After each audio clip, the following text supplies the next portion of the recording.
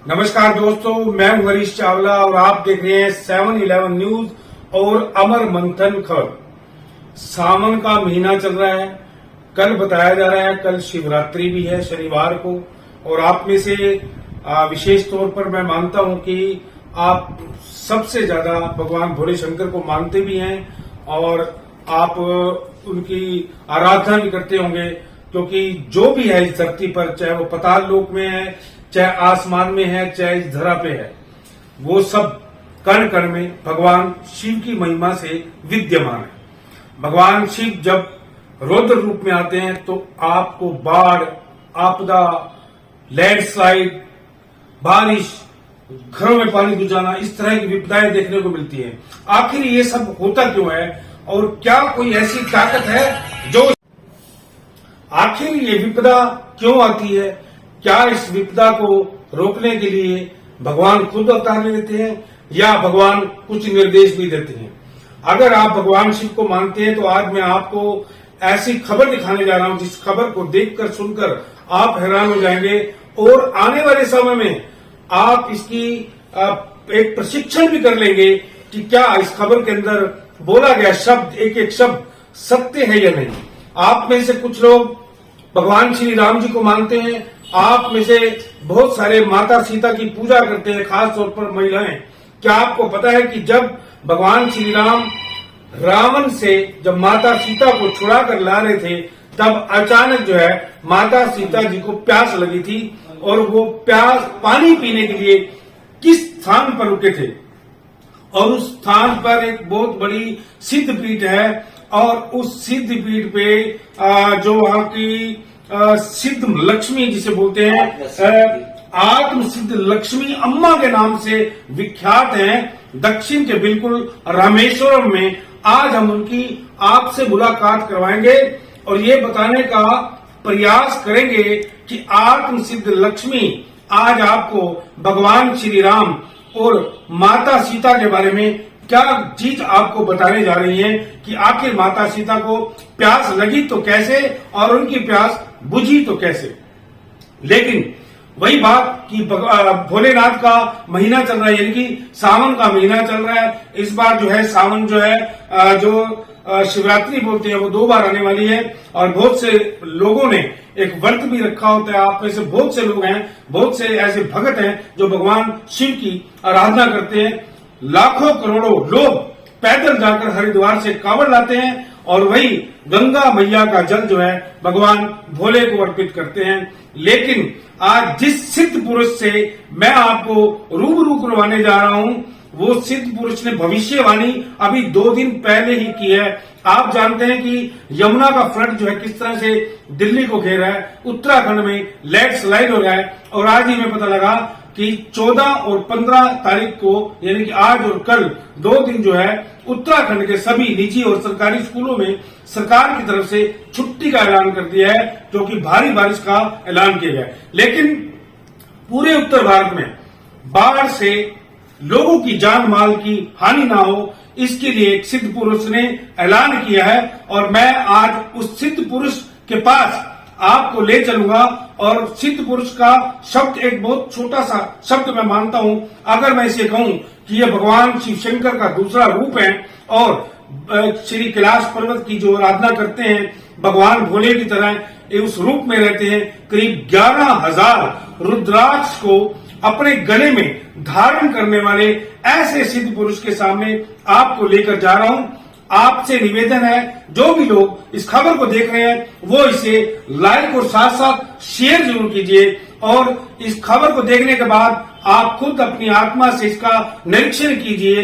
क्या जिस सिद्ध पुरुष की भविष्यवाणी में आपको दिखाने वाला हूं, क्या वो बिल्कुल सच है?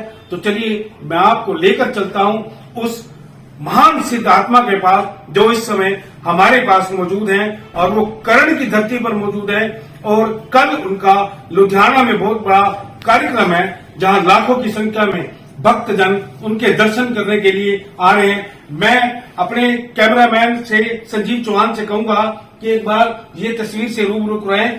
ये उस सिद्ध पुरुष की तस्वीर है। महाकाल भैरव अखाड़ा के सुप्रीमो यानी कि श्री श्री 1008 आचार्य महामंडलेश्वर स्वामी कैलाशपुरी जी महाराज महाकाल बाबा के नाम से विख्यात आज हमारे बीच में मौजूद हैं और उनके मैं डमरू की भी आपको तस्वीर दिखाता हूं, भी अब आपके सामने दिखाई जा रही है। आप इस खबर को लगातार शेयर कीजिए। मैं महाराज जी के पास आपको लेकर चलूंगा और उनसे पूछूंगा कि ये विपदा बाढ़ आपदा आखिर किस लिए आ रही है। तो चलिए सबसे पहले स्वामी कैलाशपुरी जी महाराज के चरणों में चरण वंदना और ओम नमः शिवाय कहते हुए हम इनका सबसे पहले आशीष लेंगे। स्वामी जी सबसे पहले आपको प्रणाम करते हैं। मेरा सवाल स्वामी जी सबसे पहले आपसे ये है कि इतनी भीषण आपदा आ रही है और अभी अभी आपने मुझे बताया कि मैंने आदेश कर दिया है कि अब बाढ़ आपदा लैंडस्लाइड से लोगों की जान माल की हानि नहीं होगी। आखिर ये कैसे हुआ? बेटा, जो भविष्यवाणी करते हैं वो पंडित करते हैं जी।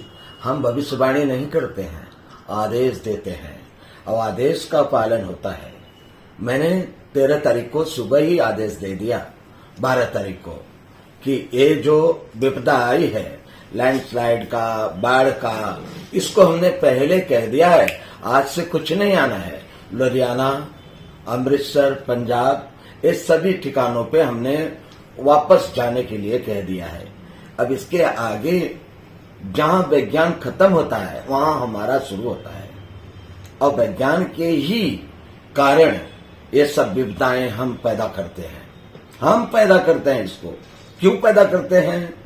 प्रकृति को जब कोई ज्यादा छेड़ता है, प्रकृति से खिलवाड़ करता है, तब ऐसी विपदाएं को भोगने के लिए तैयार रहे हो। मैंने पिछले बार जोशीमठ धस रहा था और जोशीमठ जिस समय मैंने कहा कि मां काली के आदेशानुसार हमने जोशीमठ को आज से इसी वक्त से रुकने का आदेश देता हूं और लोगों को वह जोशीमठ रुकने का आदेश दिया है और उस आदेशानुसार आज तक जोशीमठ के कोई भी वीडियो, कोई भी न्यूज दिखाई नहीं गई।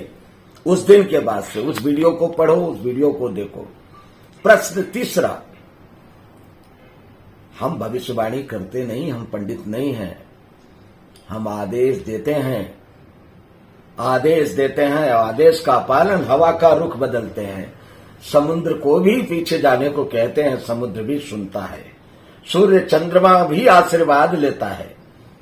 इन लोगों को जब तक विश्वास न हो तो ऐसे ऐसे चमत्कार हमारे अनेकों बार देखने को मिले हैं और देखने को मिलते रहेंगे। जय श्री राम, जय। स्वामी जी, हरियाणा दिल्ली में फ्लड आया हुआ है, बाढ़ आया हुआ है, बाढ़ का पानी लोगों के घरों में, खेतों में घुस गया, किसान बर्बाद हो रहा है। ये प्राकृतिक से कोई छेड़छाड़ है या कोई दूसरा कारण है? तो हमने किसानों को और लोगों को एक धर्मी के कारण 100 अधर्मियों को मुझे संभालना पड़ता है। बेटा, 100 अधर्मी एक धर्म करता है, उसके पीछे 100 अधर्मी हैं। उस अधर्मियों को मैं नहीं मार सकता हूं क्योंकि उनके बीच एक धर्मी के बीच रहता है। इसलिए इसी प्रकार जो बाढ़ आई है, जो बूढ़ा आया है, जो लैंडस्लाइड हुई है, ये सब किसानों को और भी धर्मियों के वजह से हम इसको रोके हैं। आपका विज्ञान उस जगह चैलेंज किया, 22 तारीख तक होगा और मैंने 12 तारीख सुबह से रुकने का, वापस जाने का आदेश दिया है। आपकी न्यूज वालों को पूछ लो, लुधियाना में जिस जगह हमारा प्रोग्राम होना है उस जगह हमने कह दिया है उसको वापस जाना है, आज से आना नहीं है। परंतु आपके जो पॉलिटिकल लोग हैं, जो लोग यहाँ के रखवाले बनते हैं, वो अन्याय करते हैं। हमारी दृष्टि उनको भी देखती है। उनको पानी नहीं छोड़ना चाहिए दोबारा। उन बोले पानी नहीं छोड़ूंगा, लेकिन दोबारा पानी छोड़ के फसल मार रहे हैं। ये गलत कर रहे हैं। ये स्वामी जी, हथनी कुंड बैराज से लाखों क्यूसिक पानी जो है यमुना में छोड़ा गया और जिससे हरियाणा और दिल्ली भुगत रहा है। बेटा, ये सब जानबूझकर हो रहा है, राजनीति हो रही है। और इसके अंदर जो है, जो आज उनकी जिम्मेदारी क्या बनती है, विशेष हमारे किसानों से ये विश्व चलता है, किसान एक बार डूब गया तो विश्व भी विनाश होना निश्चित है, उसको कोई संभाल नहीं सकता। किसान ही हमारा जान है और किसान को उनको पर्यावरण देखते हुए मतलब किसानों की रक्षा करनी चाहिए, ये सरकार का कार्य होना चाहिए। परंतु आज की सरकार ऐसा नहीं करते। आज की सरकार केवल अपने मतलब की बात करके और आपको भरमाते हैं, आपको बताते हैं, कहते हैं कुछ करते हैं कुछ। यही तो गुस्सा है मेरा। मत करो ऐसा, हृदय से प्रेम करो, संसार को अच्छा करो, जीवन में कभी किसी प्रकार का आपदा से झेलना नहीं पड़ेगा, ये मेरा वचन है। स्वामी जी, आखिरी प्रश्न आपसे। आज 2:35 पर भारत की सरकार द्वारा, इसरो द्वारा एक चंद्रयान 3 चंद्रमा के दक्षिण छोर पर पहुंचा है। जब चंद्रयान 2 छोड़ा गया था तो थोड़ी सी खराबी आ गई थी, वो पूरी तरह से काम नहीं कर पाया।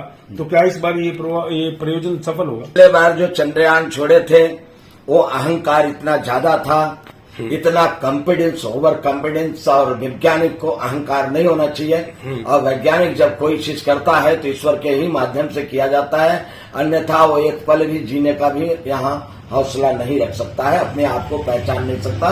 चंद्रयान को छोड़ना तो दूर की बात है। ईश्वर है, वैज्ञानिकों को भी मान लेना चाहिए, क्योंकि इन आपदाओं से जब हम प्रमाण देते हैं कि मैं ही हूँ, मैं हूँ, मैं ही मैं हूँ, तो ईश्वर बोलता है, फिर किसी विज्ञान का कुछ नहीं चलता है।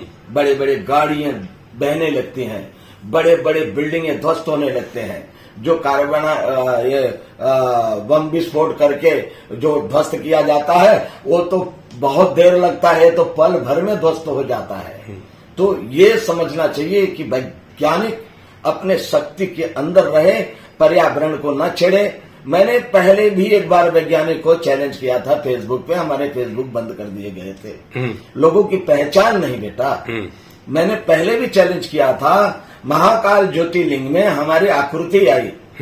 जब वैज्ञानिक को मैंने ऐसा चैलेंज किया कि वैज्ञान यहां से लेकर चंद्रयान तक पहुंचती है, तो एक खाली मेरा ये दिल साफ कर दे कि जिस महाकाल ज्योतिर्लिंग उज्जैन के अंदर मेरी जो आकृति आ रही है, उस आकृति को दोबारा किसी ज्योतिर्लिंग में हमारा ये ला करके बता दे, मैं उसका आदर करूंगा। मैं कभी विज्ञान का अनादर नहीं करूंगा। विज्ञान हमारा विकास है, मैं उस विकास को मैं नकार नहीं सकता, मैं विकास का आदर करता हूं। परंतु विज्ञान जो है अहंकार न रखे और हमारे पर्यावरण को न छेड़े और ऐसा काम करे कि जो हमारे पर्यावरण के हित में हो। और उन्होंने पर्यावरण छेड़ा, ये सब किया। इसीलिए पिछला चंद्रयान भी मैंने कहा कि ये सफलता के विपरीत जा रहा है, क्योंकि अहंकार, वहां मोदी भी खड़े थे, सब कोई खड़े थे उस टाइम का। मैं आपको सारा सीन बता दूं, और सारे इसरो उस जगह पे बेचैन हो गए थे। और मैं बोला ये असफलता का परिचय है। तो अब सफलता है? अब सफलता अवश्य है, निश्चित है। अब इस यान में कोई भी खराबी नहीं आएगी। ये यान आपका सफल होकर जा रहा है और सफल मिलेगा, ये मैं पूरा देख रहा हूं। ये विश्व में इसका हाहाकार मचने वाला है। सबसे पहले आत्मसिद्ध लक्ष्मी अम्मा जी, आपको हरियाणा की जनता और खास तौर पर राजाकरण की धरती पर आए आप, हम आपको सब मिलके उनकी ओर से सबसे पहले आपको चरण वंदना करते हैं। और हर हर महादेव। आप जिस रामेश्वर के जूना अखाड़ा की सुप्रीमो हैं, एक नाम से झलकता है कि आप आत्मसिद्ध लक्ष्मी हमारे यहाँ लक्ष्मी का पूजन होता है, चाहे वो एक बच्ची के रूप में हो चाहे देवी के रूप में हो। तो आप भी एक बहुत बड़ी सिद्ध लक्ष्मी हैं। तो आप जिस स्थान से आती है वहाँ माता सीता जी आए थे शायद, थोड़ा उस प्रसंग को क्लियर कीजिए। जय श्री राम। मैं रामेश्वर से आ रही हूँ। अभी काशी में कोई भी जान नहीं पाया ना, वो लोग रामेश्वर में आएगा ना, वो 22 तीर्थम होता है। मतलब हिंदी में थोड़ा थोड़ा आता है। बोलिए। वो 22 होता है ना, वो 22 वो उतना तीर्थम बोलता है। मतलब उसमें ये स्नान करना पवित्र होता है। उसमें इतना सारा अभी इधर गंगोत्री, यमुना नदी, चारधाम यात्रा कर रहे ना, ये सारा तीर्थम उसमें मतलब वो संगम किधर होता है, गंगोत्री, यमुनोत्री, नर्मदा, सिंधु, कावेरी, सप्तकोटि महासमुद्रधने अवगामी, ये सब संगम किधर होता है, वो समुद्र में होता है। वो समुद्र का सारा नदी उसमें ये होता है। ठीक है। ये रामेश्वरम में राम भगवान और सीता देवी ये ब्रह्मगति दोष है, रावण को खत्म करने के बाद ब्रह्मगति दोष निवृत्ति करने के टाइम सीता देवी की प्यास हुआ था। वो प्यास पूछने के लिए उधर पानी नहीं है, इसलिए वो तमिल में विलुंडी तीर्थम बोलते, विलुंडी तीर्थम उसका वो ये होता है ना, उससे मार के समुद्र से पानी, मिठाई पानी लेके पिलाता है, धनुष से मार के मिठाई पानी से पानी पिलाता है। तो वो पानी है, वो पानी है। आज ये अभी भी आप लोग भी आएगा ना, वो पानी मीठा ही रहेगा। अच्छा, समुद्र बाजू में अंदर है और वो पानी मीठा ही रहेगा। जो लक्ष्मी अम्मा का आश्रम है वहाँ, ये हमारे महाकाल भैरव अखाड़े से श्री श्री 1008 महामंडलेश्वर हैं और वो वहाँ उनका आश्रम है और हमेशा वहाँ कई संत जन जाते रहते हैं। फ्री सेवा करती है लक्ष्मी अम्मा, रहने का फ्री है, खाने का फ्री है, सब कुछ फ्री सेवा करती है और सभी तीर्थयात्री वालों को काफी वहाँ राहत देती है। और जो आश्रम है उनका समुद्र के अंदर ही है, समुद्र के किनारे पर। और जो कुंड बता रहे हैं, रामचंद्र भगवान जब वहाँ वन से मतलब वहाँ लंका से आए थे, लंका से वापसी में तो वहाँ कर्म कांड किए और कर्म कांड करने में मतलब कि सीता माता को प्यास लगा। सीता माता ने बोला मुझे प्यास लगा है, तो रामचंद्र भगवान ने धनुष और बाण उठाए, मतलब कि उसको मारे हैं। और जो पानी निकला है वहाँ आज भी समुद्र का खारा पानी होता है, परंतु उस जगह का आज भी मीठा पानी है। अच्छा, आप स्वामी कैलाशपुरी जी के साथ इतनी दूर से अब आए हैं, इसका क्या प्रयोजन है? देखो, हम दोनों का एक फोन नहीं है, कोई किसके मिलके नहीं दिया। मैं मूलाधार स्वाद स्नान मणिपुर आज ये 10 चक्कर सागर करती हूँ। मतलब मूलाधार स्वाद स्नान मणिपुर अन्नदान विसिंधी आकिने तुरिदम तुजायदम शक्तिकलम शिवकलम और मेडिटेशन ध्यान करती हूँ। उनका माने में मैं बताओ ना स्वामी जी। जो जैसे द्वापर, त्रेता, सतयुग, ये सभी युगों से हम सब जग का कल्याण करते हुए आए हैं। आज कलयुग में जो आए हैं, कलयुग में भी हमारे साथ जो मिलने वाले, जो चलने वाले, आप भी द्वापर और त्रेता के ही लोग और सतयुग के ही लोग जुड़ सकते हैं। कलयुगी लोग हमारे साथ नहीं रह सकते, रहेंगे तो 15 दिन, 1 महीना या 2 महीना, इससे अधिक कोई संबंध नहीं होता है। इसलिए कि जगत का कल्याण करने के लिए पुनः एक बार धरती पर कुछ बदलने जा रहा है। और जो मैं कहता हूँ कि जो मैं करूँगा वो न चारों वेदों में हुआ होगा, न 18 पुराणों में होगा, न चारों युगों में हुआ था। मैं जो करूँगा वो नया है और नया होगा, हर जगह पे नया दिखाया। ये लक्ष्मी अम्मा का आश्रम जिस जगह 2022 1 मार्च 2022 को महाशिवरात्रि था, 1 मार्च 2022 को महाशिवरात्रि था और उस महाशिवरात्रि में रात को समुद्र तट पे लक्ष्मी अम्मा को साथ गया हमें। ये है सन्मुख और उसका वीडियो भी है, लोगों ने देखा भी है। 30 फुट दूर से जब समुद्र का पूजा करने के लिए कहा, मैं शिवजी को वहां से विदा किया और विदा करने के बाद में स्वयं मैं समुद्र से मिलने गया इनके कहने अनुसार। तो मैं 30 फुट दूर से खड़े हो गया। जब कोई मेहमान आता है तो 2 कदम, हम उतने दूर से आए हैं, 2 कदम चलकर उसका भी आने का स्वभाव बनता है। तो मैं समुद्र को मिलने आया तो मैं बोला मैं आ रहा हूं, तो आपको आना है तो आप 2 कदम बढ़कर आइए, मुझसे मिलिए, नहीं तो मैं यहां से लौट जाऊंगा, मैं वापस चला जाऊंगा, आप तक तट तक नहीं आऊंगा। तो समुद्र को 30 फुट दूर हमने छोड़ दिया और फिर लक्ष्मी अम्मा उस जगह खड़ी थी, सारे लोग खड़े थे। वो वीडियो चाहिए तो आप चलाइए, आज भी मैं दे सकता हूँ कि 30 फुट दूर खड़े होकर के डमरू नाद किया हूँ। समुद्र आकर के पैर स्पर्श करके गया, दोबारा फिर नहीं आया, आधा घंटा पूजा चला है। ये आप इनसे भी पूछ सकते हैं और इसका प्रमाण है, ये वीडियो मैं देता हूं, उसमें आप डाल के दुनिया को दिखा सकते हैं। 8:30 बजे मंदिर बंद होता है। 2023 आदिशक्ति कन्याकुमारी पार्वती जो रामेश्वरम से जाते हैं कन्याकुमारी में 8:30 बजे मंदिर बंद होता है। वहां भी मैंने 11 बजे डमरू बजाया है, मंदिर खुल गया है।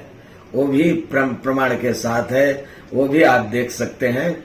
तीसरा, जिस बेंगलोर में पूजा करते थे, नर्मदा से शिवलिंग मिला था और वहां भी मतलब कि जो पूजा पाठ करते शिवलिंग के, और वहां हर साल बिजली गिरती थी, आकाशीय बिजली आगे पीछे दोनों साइड गिरती थी।